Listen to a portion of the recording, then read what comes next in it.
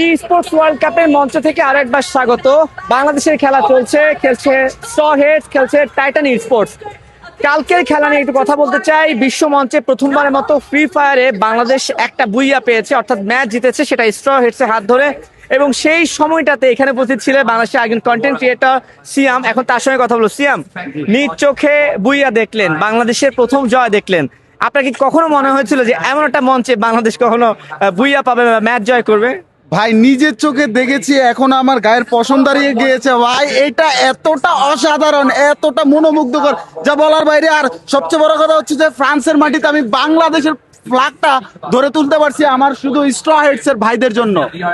কিন্তু বাংলাদেশে আরো একটা টিম আছে, যদি আমি আজকে কথা বলতে চাই, যে সার্ভাইভাল রাউন্ড চলছে, এখান থেকে টপ 4টা দল ফাইনালে যাবে। Finale যাবে, yes. সেইখানে কিন্তু আজকেও বাংলাদেশের দুইটা টিম উত্তীর্ণ হয়েছে, একটা স্ট্র হেডস এবং টাইটান স্পোর্টস। অলরেডি 2-3টা ম্যাচ শেষ হয়ে গেছে।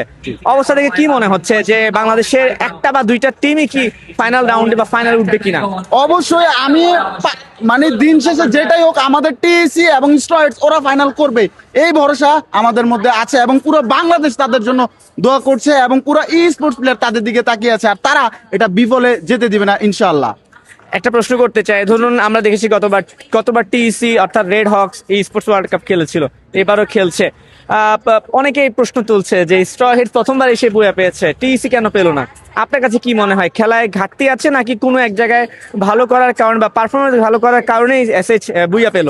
এসএচ এর মধ্যে ধৈর্যশীলতা এত বেশি, আর তারা যে এত ভালো প্লেয়ার, তাদের আইকিউ মাইন্ড ব্লোয়িং। অবশ্যই টিএসিও বেটার প্লেয়ার, তবে মানতে হবে স্ট্র হেডস কালকে সেরা বলেই বুইয়া পেয়েছে ভাই। আচ্ছা, আজকে কি মনে হয় যে স্ট্র হেডস আরেকটা বুইয়া পাবে? প্রথম আমি একটু আগে দেখলাম যে একটা ম্যাচে থার্ড হয়েছে, একটু জন্য বুইয়া মিসটা গেছে। আপনার কাছে কি মনে হয় কিনা যে স্ট্র হেড বা টিইসি থেকে কি আমরা আজকে কোনো বুইয়া আশা করতে পারি কিনা? আজকে সার্ভাইভাল স্টেজ আমার জানা মতে 10টি ম্যাচ হবে, তাই না?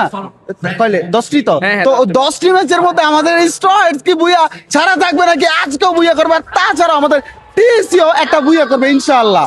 একটা না, আমরা চাই যে বুইয়া হোক আর না হোক, যে 4টা দল ফাইনালে খেলতে পারবে, সে 4টা দলের মধ্যে 2টা যেন বাংলাদেশে থাকে। বাংলাদেশের হয়। এবং এই খবরাখবরগুলো আমরা খুব শীঘ্রই যত দ্রুত সম্ভব আপনাদেরকে মঞ্চ থেকে বা এই বিশ্বকাপের ভেন্যু থেকে পৌঁছে দেবো। সঙ্গে থাকুন সময় গল্পে।